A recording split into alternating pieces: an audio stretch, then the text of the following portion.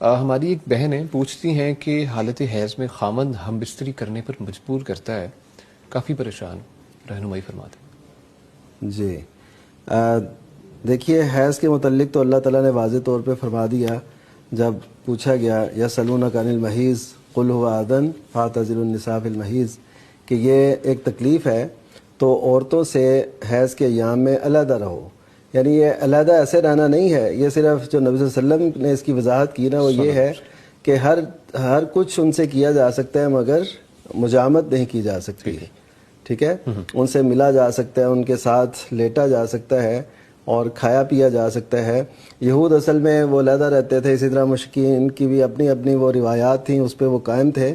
اسلام نے آ کے عورت کو یہ حیثیت دی کہ ان ایام میں بھی اس کا کوئی جرم نہیں ہے اس میں.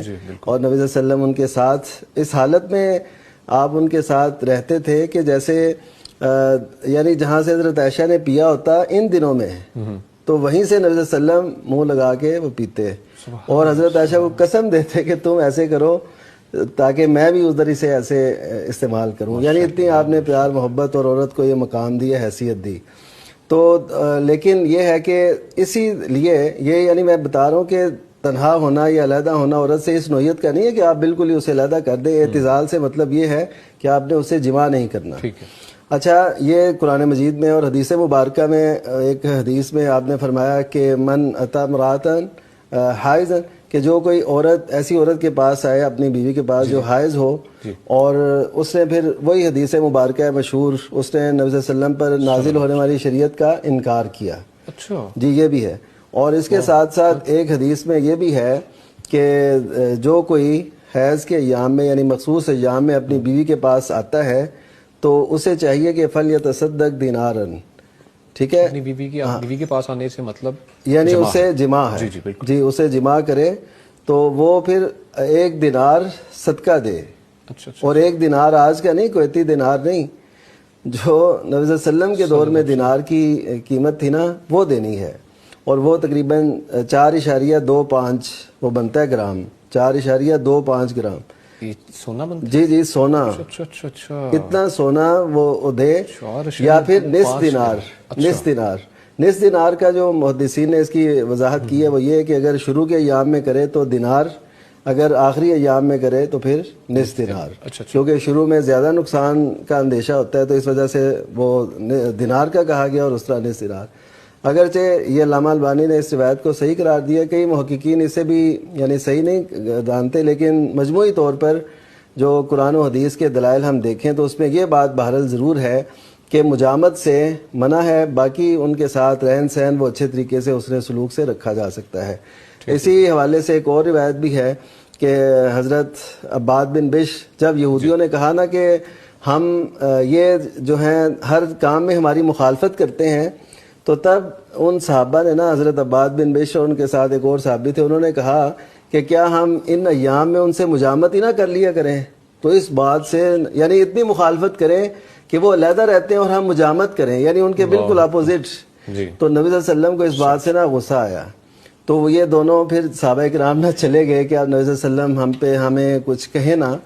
تو پھر نبی صلی اللہ علیہ وسلم نے بھی دیکھ لیا کہ مجھ سے ایسے چلے گئے ہیں تو پھر آپ کی خدمت میں دودھ پیش کیا گیا. تو پھر آپ صلی اللہ علیہ وسلم نے ان کو بلایا اور وہ دودھ ان کو پیش کر دیا تاکہ ان کو جو محسوس ہوا ہے وہ ختم ہو جائے.